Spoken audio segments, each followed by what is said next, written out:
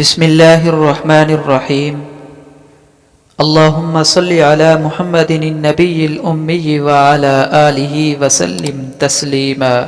حضرت عبداللہ ابن عمر رضی اللہ تعالی عنہما نے ایک شخص سے فرمایا، اپنے بیٹے کو ادب سکھاؤ، کیونکہ تم سے تمہارے بیٹے کے بارے میں پوچھا جائے گا کہ تم نے اسے کیا ادب سکھایا اور اسے کیا تعلیم دی، اور تمہارے بیٹے سے تمہارے ساتھ حسن سلوک اور تمہاری اطاعت کے بارے میں پوچھا جائے گا۔